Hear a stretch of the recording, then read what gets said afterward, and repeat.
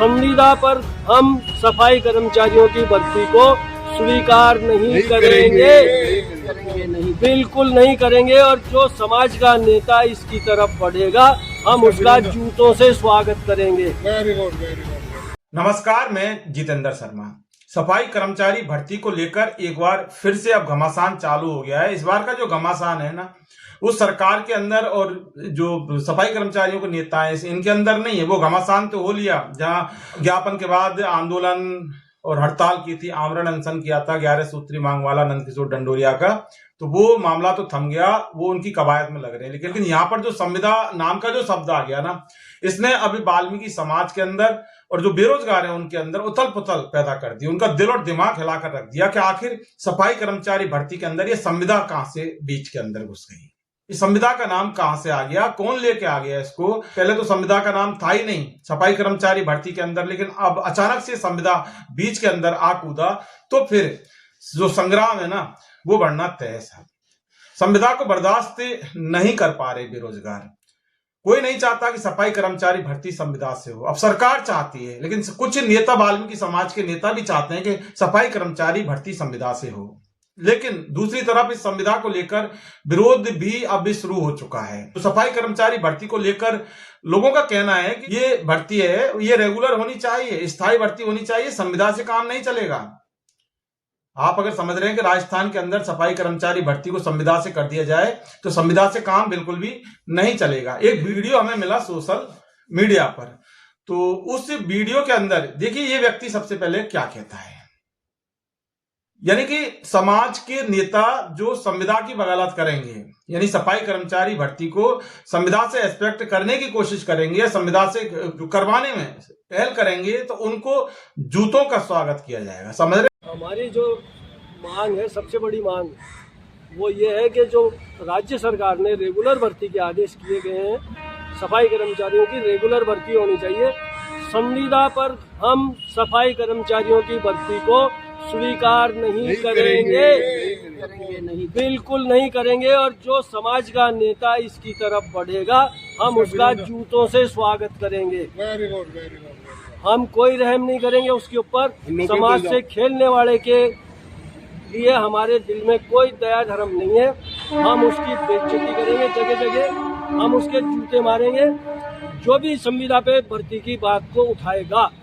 जूतों का स्वागत किसे कहते हैं, जूतों का स्वागत कैसे किया जाता है ये बताने की जरूरत नहीं है। कई बार लोगों का होता है, नेताओं का भी कई बार जूतों से स्वागत होता है, जो जनता की भावनाओं के साथ खेलते हैं, जनता के हक और अधिकारों को जो मारते हैं ना, तो जूतों का स्वागत किया जाता है। तो ऐसे में ये व्यक्ति क्या कह रहा है, इसका हमें नाम नहीं पता, लेकिन ये व्यक्ति कह रहा है कि जूतों से स्वागत करेंगे। जो समाज से खेलने वाले जो लोग हैं, नेता हैं, उनके लिए कोई दया धर्म की जगह नहीं है। मरेंगे या मार देंगे। हम ये चाहते हैं कि 2012-2018 के नियमों को खत्म किया जाए और सन 2009 के जो आदेश हैं उन्हीं आदेशों के तहत भर्ती की जाए। पूरा समाज आपके साथ है, नहीं तो बीजेपी भी सुन ले, खर्रा भी सुन ले, ये डायरेक्टर भी सुन ले, और जो भी कोई सुनना चाहता है वो सुन ले। हम इसका सत्यानाश करेंगे, इस भर्ती का हम अपनी जान दे देंगे और जान ले भी लेंगे। लेकिन संविदा से सफाई कर्मचारी भर्ती को एक्सपेक्ट नहीं करेंगे। कांग्रेस ने जो गलती की है 2012 के अंदर, वो भारतीय जनता पार्टी नहीं दोहराए, वरना अंजाम सही नहीं होगा। ये सफाई कर्मचारी भर्ती 2012-2018 के नियम से ना होकर 2009 के नियम से की जाए।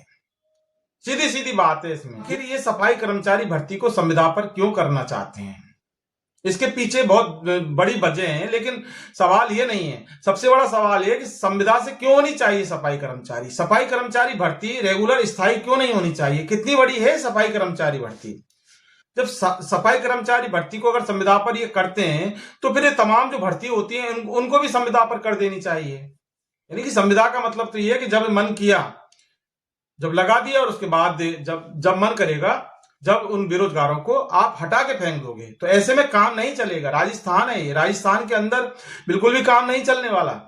लोगों का अब विरोध इसलिए अब तेजी से बढ़ गया कि जैसे ही संविदा का नाम आ गया तो लोगों को लगा इससे तो हमारे अधिकार ही खत्म हो जाएंगे, ये कभी भी हमें हटा सकेंगे। इसलिए सफाई कर्मचारी भर्ती जो संविदा पर सरकार करवाने जा रही है, तो इसके लिए विरोध हो गया, और ये विरोध वाल्मीकि समाज के उन बड़े वाले नेताओं से है, खासकर नंदकिशोर डंडोरिया जी से भी ये विरोध है कि संविदा पर जो सफाई कर्मचारी भर्ती की जो घोषणा सरकार ने की है वो स्थायी होनी चाहिए, वो रेगुलर होनी चाहिए। देखिए, नेता का काम होता है, जो सरकार कह रही है उसको सिरे से अगर मानकर सफाई कर्मचारी भर्ती अगर करवाई जाए तो फिर इसमें नेतागिरी वाली बात तो क्या रह गई। जब लोग झंडे उठाते हैं, जब बेरोजगार झंडे उठाते हैं, नेताओं के, नंदकिशोर डंडोरिया के, तमाम नेताओं के, यहाँ पर एक व्यक्ति विशेष की बात नहीं हो रही, तो फिर उनका राइट बनता है कि पुरजोर तरीके से आवाज को बुलंद की जाए। अगर बेरोजगार साथ हैं, झंडे उठा रहे हैं आपके, जब सरकार सफाई कर्मचारी भर्ती को संविदा पर दे रही है और उसके बाद आप मान रहे हैं कि साहब ठीक है दे दो संविदा पर सफाई कर्मचारी भर्ती, लेकिन उस बात को समझना होगा, उन पहलू, उन तथ्यों को समझना होगा कि आखिर संविदा का विरोध लोग क्यों कर रहे हैं, क्यों होना चाहिए संविदा का विरोध। इस पर मंथन करने की बहुत ज्यादा जरूरत होनी चाहिए। 2023, 2024, 2025 3 साल से सफाई कर्मचारी भर्ती हो नहीं रही। कांग्रेस सरकार ने भर्ती जारी की थी, आंदोलन हड़ताल में ये भर्ती खत्म हो गई थी। उसके बाद भारतीय जनता पार्टी में सफाई कर्मचारी भर्ती 2 बार जारी हुई थी, तो उसमें भी आंदोलन हड़ताल की नजर लग गई। उसके बाद ये सफाई कर्मचारी भर्ती हो गई। पता लगा 3 साल तो वैसे हो जाते, लेकिन अब जब 2026 के अंदर सफाई कर्मचारी भर्ती की घोषणा जब सरकार ने की है, तो ऐसे में फिर ये संविदा वाली जो बात है ना, ये नागवार गुजर रही है। तो संविदा पर हम सफाई कर्मचारियों की भर्ती को स्वीकार नहीं करेंगे, बिल्कुल नहीं करेंगे। और जो समाज का नेता इसकी तरफ बढ़ेगा, हम उसका जूतों से स्वागत करेंगे।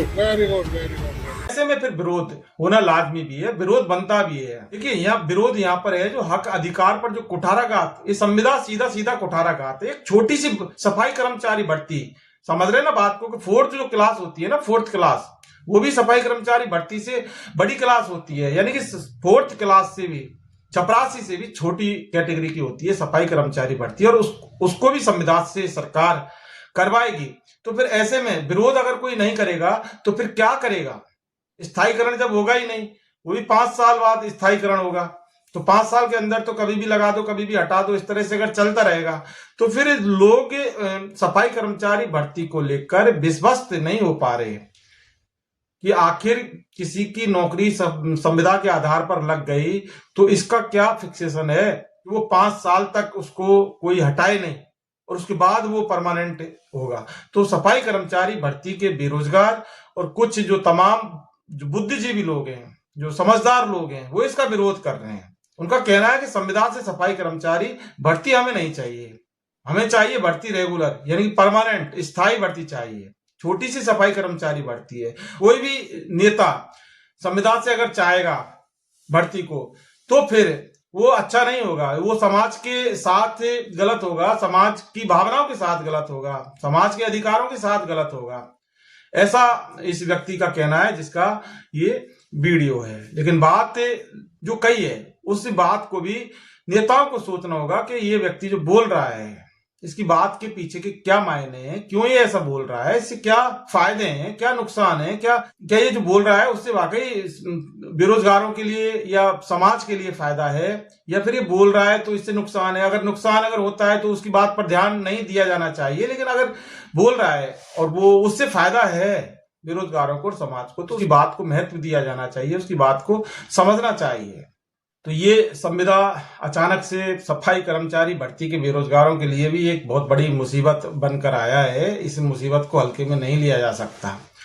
अब सरकार सफाई कर्मचारी भर्ती करवाने वाली है, वो संविदा से करवाए, वो स्थायी रूप से करवाए, परमानेंट करवाए, तो इसमें तो वो सरकार की मर्जी चलेगी, कुछ कहा नहीं जा सकता। लेकिन विरोध करना हमारे देश में लोकतांत्रिक अधिकार है, संवैधानिक अधिकार है, इसलिए लोग संविदा का भी विरोध कर रहे हैं। नमस्कार।